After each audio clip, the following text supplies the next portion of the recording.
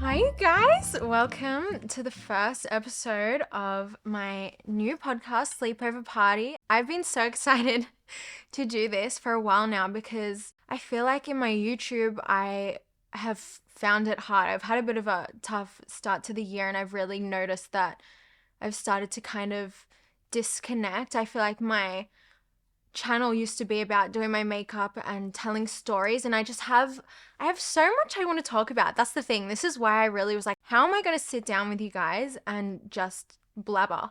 So I was like, oh, what better way than a podcast? So yeah, I'm definitely going to get back into doing that on YouTube, but I feel like I'm just in such a better headspace now, and I'm so excited to talk with you guys and just gossip, that's what sleepover parties are all about. And the reason why this is a little sleepover party is because when I was growing up, one of the main things that instilled girlhood into my life was sleepovers. Nothing about my childhood was better than sleepovers, and I get really sad when I meet people and they're like, I've never had a sleepover. So if you haven't had a sleepover, this is for you. And if you have had a sleepover, this is for you.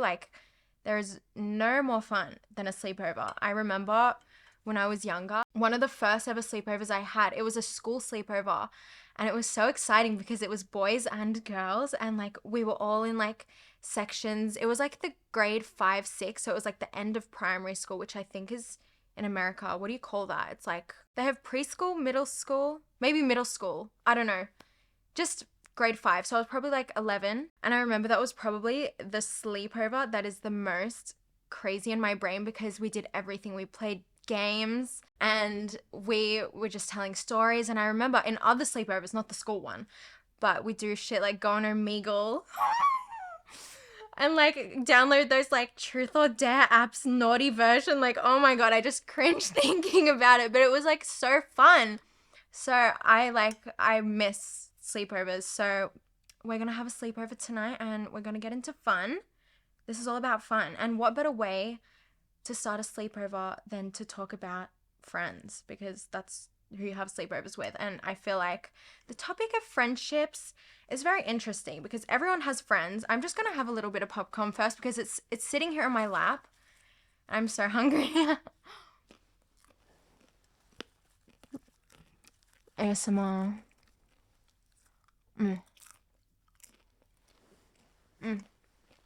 But yeah, we're gonna get straight into talking about friendships because everyone has friends in life. No matter who you are, everyone has a friend of some sort, whether it's family, whether it's a pet. I don't know, everyone has friends.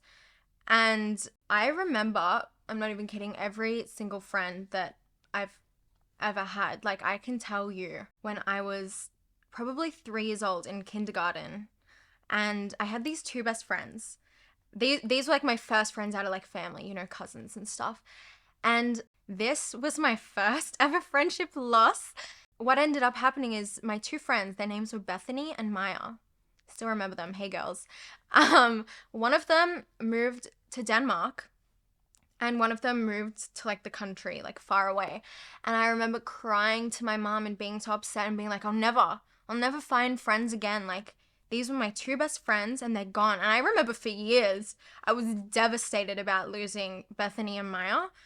And I guess in life, you learn to move on from that. And I feel a huge part of having friendships is learning loss and also gaining knowledge. I actually wanted to talk about friendship first because it's probably the biggest learning stepping stone in my life personally. And from such a young age, I can recall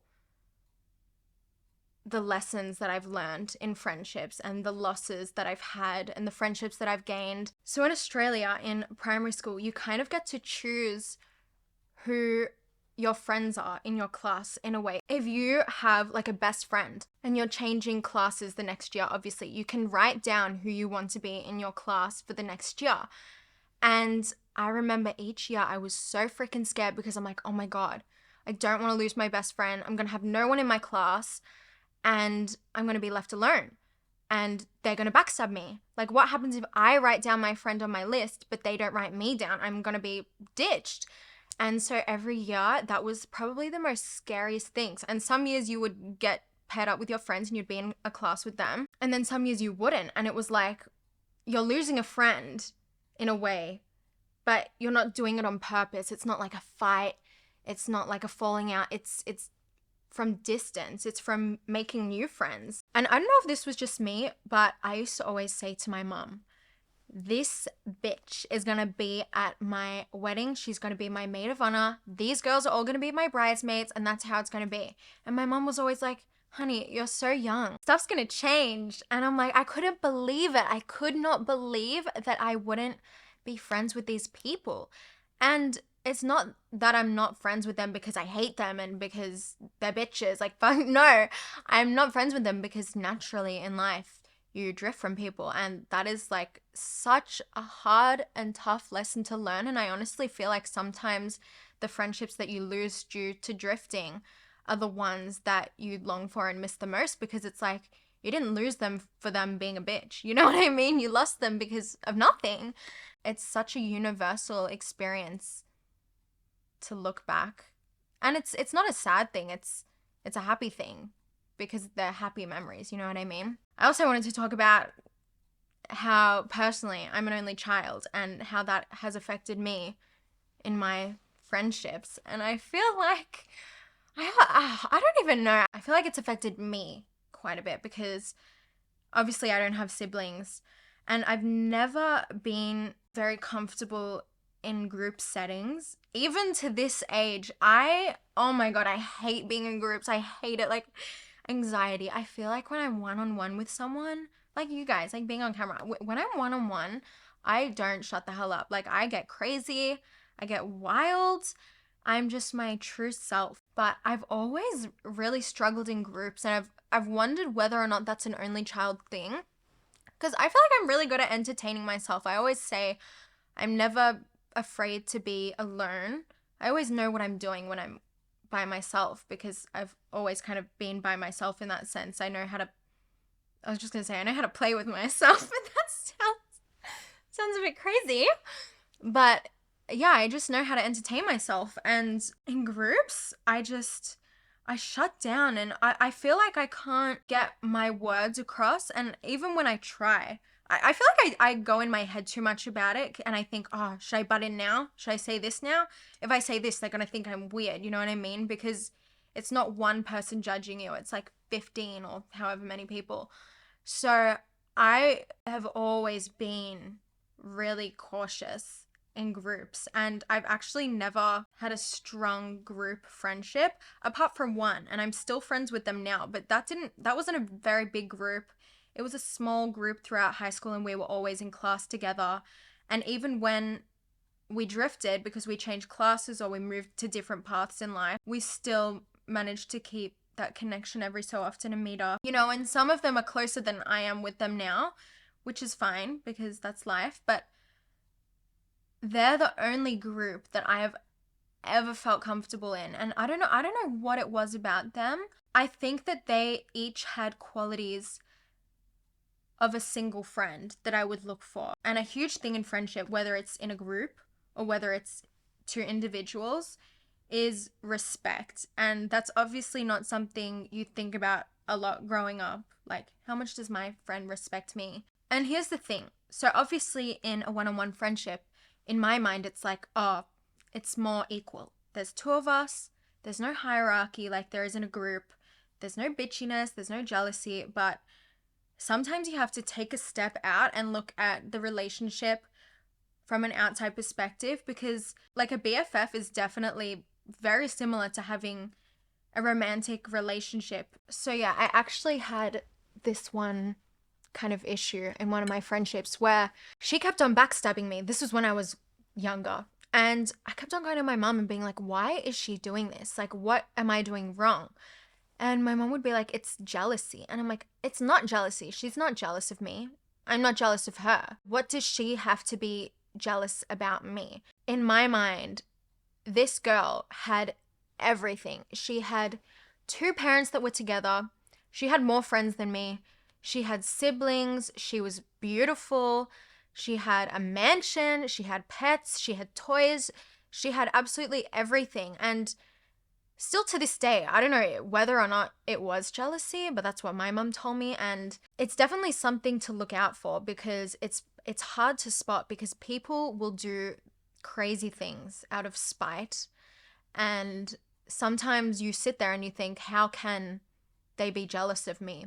Because as an individual, you know yourself and you know your flaws, but people don't look at you like that. And also, that has actually helped me with my insecurities in life, because I am such an anxious person. I don't want to delve too much into anxiety today, because I could go on and on about my anxiety. But knowing how I view other people and how personally I don't really scrutinize or pick on things, if you get me, I kind of think that they don't do that to me. When you meet someone new, you kind of look at them at face value and you look at their positive things. That has helped me with my anxiety with meeting new people, even though I do struggle quite a lot. I just know that there is no reason to be insecure about yourself. Keep in mind, this girl that I was talking about before, she was the most self-secure, confident person ever. And I'm going to talk about my first important friendship breakup. This was the hardest breakup I've ever been through today. Worse than a freaking boyfriend breakup.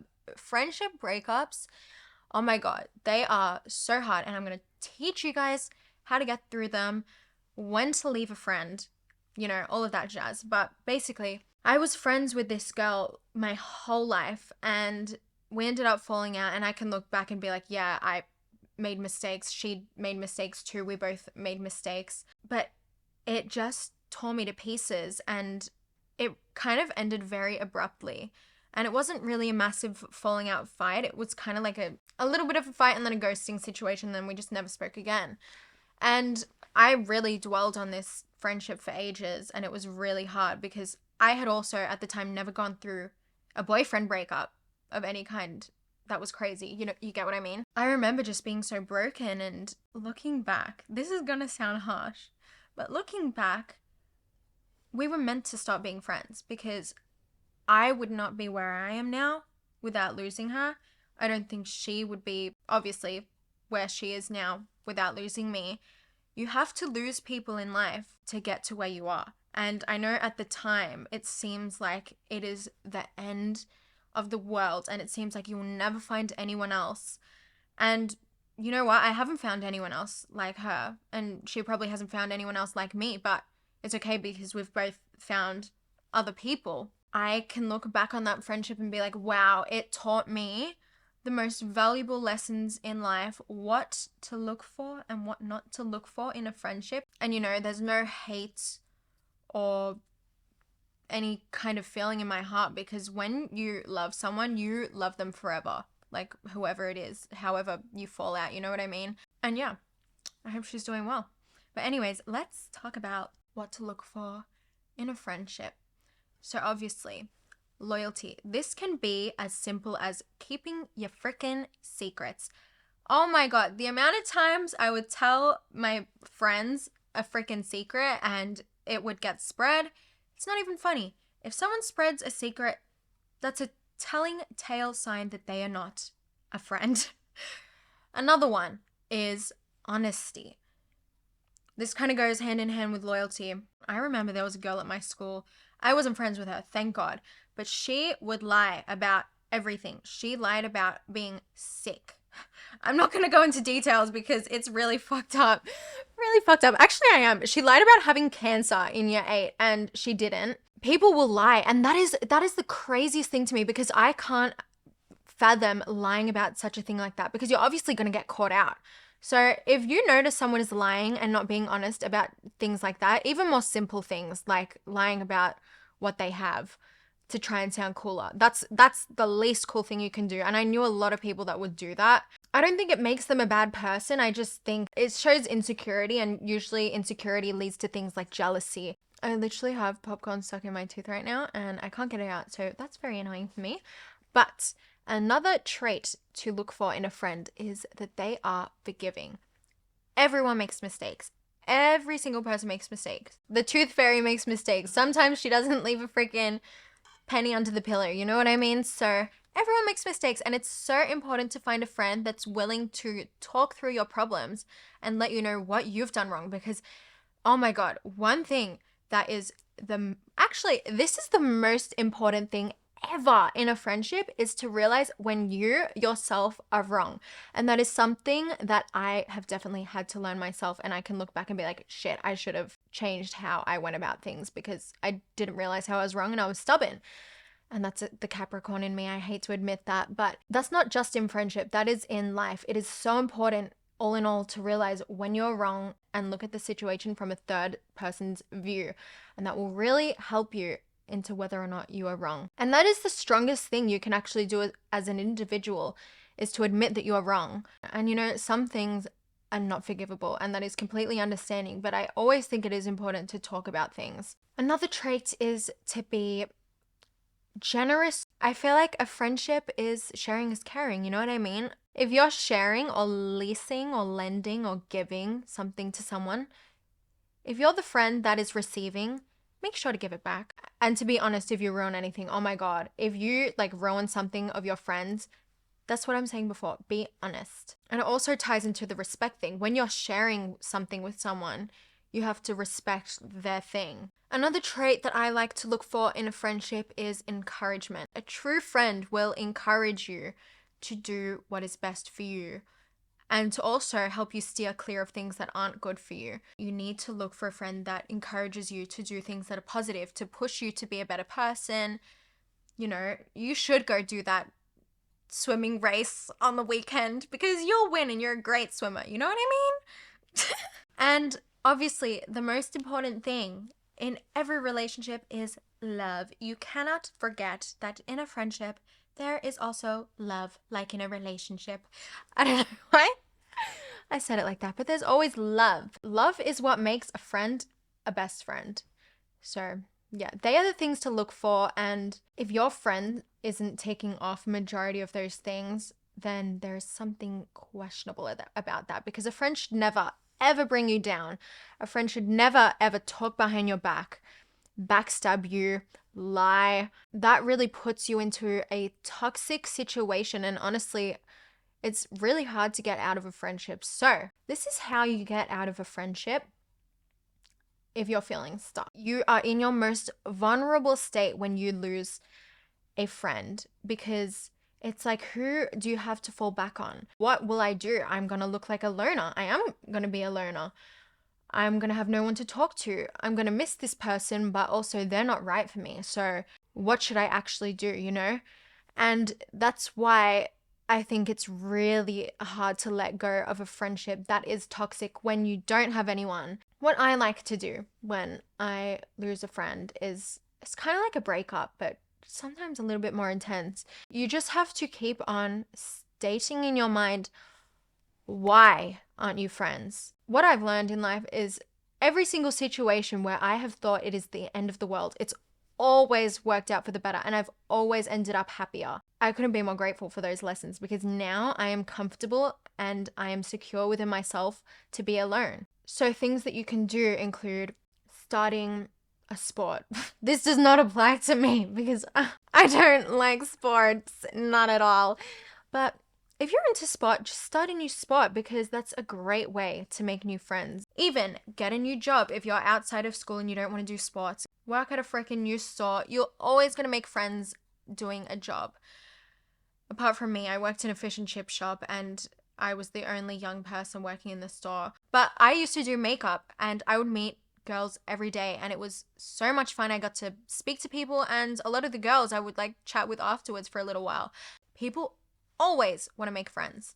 So don't feel insecure and don't feel crazy. Don't feel like you're being too much onto a new person. You know what I mean? Because 99% of the time they're going to love it. They're going to want to talk to you. And I honestly feel like it's actually quite embarrassing sometimes to go to your parents and be like, hey, I'm going through this. I need help. Can I have advice?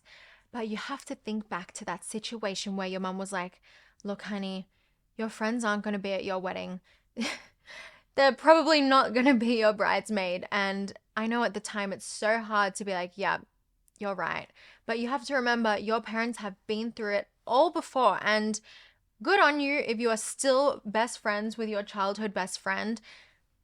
That is amazing. But I feel like everyone always has multiple friends and multiple lessons. So it is always good to take the advice from your parents because they've been through it. They know it inside and out. And all in all, I just want to say I'm super grateful for every single friend that I've ever had. And I am so proud of myself to sit here and say I hate no one. I feel very secure in myself currently. And I know that every friendship that I've ever had has ended for a reason. Okay, Prada has just come onto the bed and he is trying to eat my popcorn. I am so stop, Prada.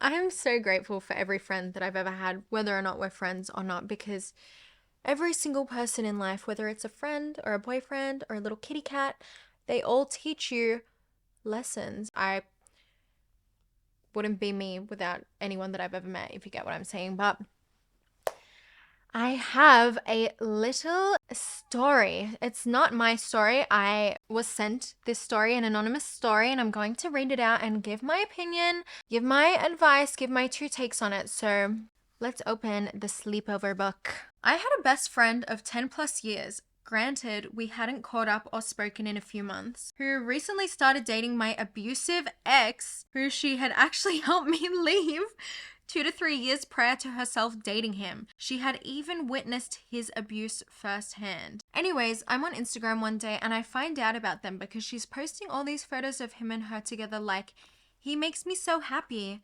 And get yourself a guy who looks at you like this. You mean look at you with Ted Bundy eyes like he's gonna murder you in your sleep? No thanks, I'm good, girlfriend. Oh my god, imagine finding out your best friend and ex-boyfriend are dating on Instagram. That's hard. Anyways, it's blatantly obvious that she's posting these photos knowing that I'll see them in hopes that I'd get upset and start a fight or something. I don't know what she actually expects, but like, she can have him. How unhappy you must be to date someone you hate out of spite. I'm just glad it's not me anymore, and I hope they're only fucking up each other's lives from now on.